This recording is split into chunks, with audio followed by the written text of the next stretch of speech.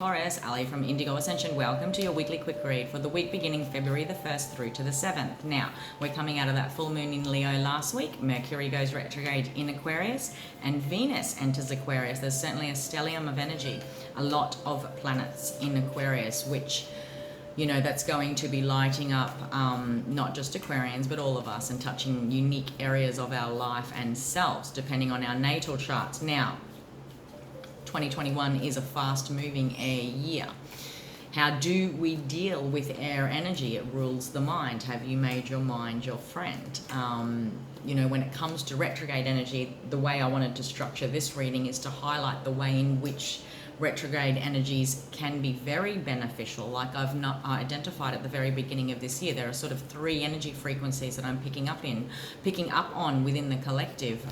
Those that are initially awakening to a higher desire, a deeper knowing that change must happen. Secondly, still those that are identifying, yep, it's time to do that clearing and do the shadow work. Thirdly, still others that have done all that and they are experiencing the higher octaves of these retrogrades. That is the benefit of retrogrades, is to experience the higher vibrational energies that are coming through as master lessons. Now, that mainstream sort of stereotyping that's out there when we're dealing with retrogrades and the past comes back and we're feeling anxious and uncertain, and well, perhaps that simply is because of a lack of genuine and authentic connection to self. Because when we deeply embody our higher self, our higher knowing, we will always be strongly aligned and connected to who we are, what we want, what our boundaries are, what we stand for, what our dreams are, where we're going, where we've come from, and what we've learned. Perhaps confusion only comes when we've disconnected from that. Hence, when something crosses my path, I'm going to immediately recognize it when I am authentically connected to my higher self.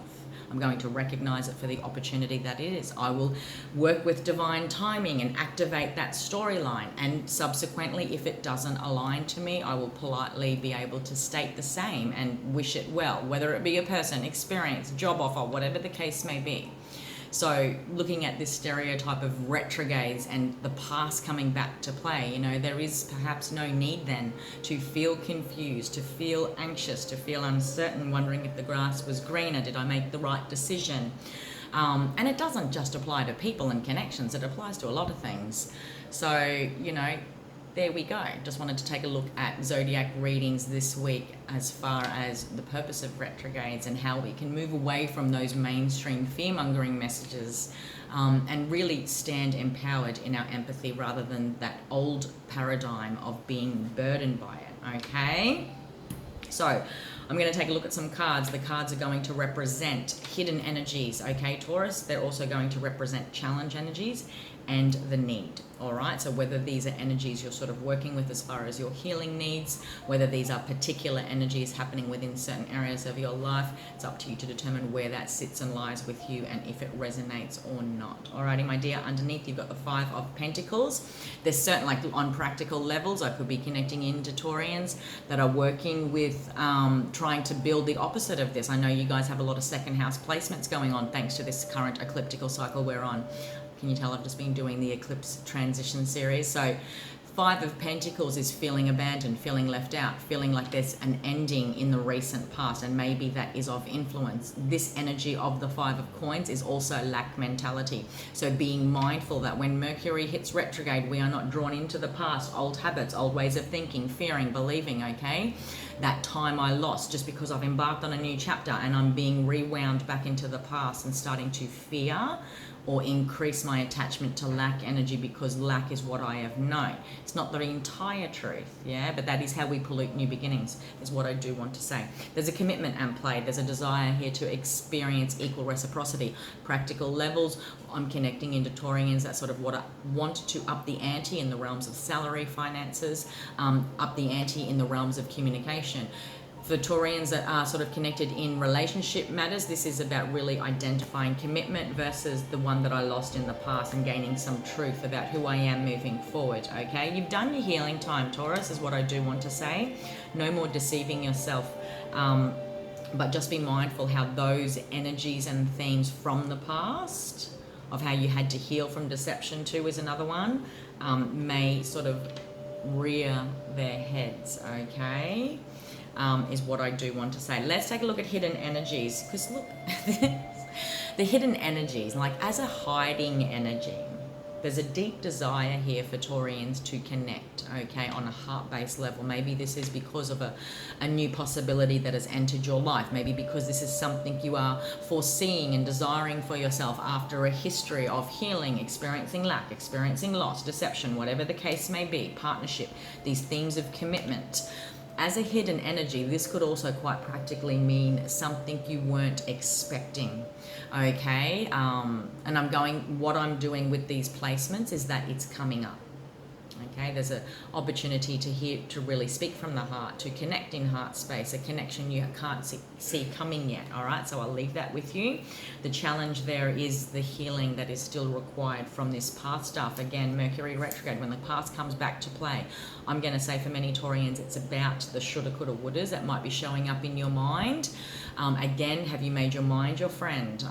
It is from the mind that all new creations are sparked, yeah? They fuel our emotions, our energy, our choice to act and drive and move something forward, to ground reality down into the present moment, whether that is by making a phone call, making a choice, and before you know it, you know, time passes and then there's a whole new reality in front of us. There's healing that needs to happen here, a blending of old and new, a blending of hopes and dreams, a blending of active choice is what I do want to say. The need is to not hold yourself back anymore, okay, like quite literally. Like I could be connecting into Taurians that have this amazing opportunity, and on one level or another, energetically, the past has had a hold on you, okay? Thus, therein, you're sort of going to miss this healing opportunity, and that's where we find healing, is by replacing, like, it's not about replacing memories. You know, love is healing. It is a healing force. By healing our emotions so we can open to love again, is also a very practical, like, suggestion of these two cards. You could be connecting into an Aquarius, you could be connecting into a water sign. You might have these elements within your own natal chart. I'm going to say rewind a year as far as how much healing you have done, as far as how much you've allowed this Three of Swords energy to suspend in your awareness, in your energy field, which has ultimately held you back, okay, from experiencing genuine emotional connection with another. Because we could be patterned, like, I know it's only a quick read, but develop beliefs. You know, it is our beliefs that develop within us that ultimately draw in that same vibration. Okay, so just being mindful that you are not drawing in experiences, vibrations that sort of resonate to a truth that you no longer desire to have. It may have, like, life may have presented you with a truth, Taurus, all right? But there's only so much time we need in this healing temple, okay? Maybe the last 4 years tell a bigger story. Again, I want you to rewind the clock to a year ago, fast forward the clock to a year from now. Where do you want to be when it comes to your higher octaves, higher dreams, higher visions? Therein is where your empowerment lies, and you will immediately recognize energy that resonates to that, and you will be able to immediately recognize energy that does not. Okay, apply that to love, apply that to everything. All right, Taurus, that was your quick read for the week. I hope you got something out of that, my friend. By all means, if you would like to book a personal reading with me, you can do by heading above to the Indigo Ascension shop link. If you're watching on YouTube, please do like, share, subscribe. Let your other empath, intuitive, and sensitive friends know where to find the channel, and you'll find those same booking details in the description box below. Until next week, my friend, have an amazing week. Take care.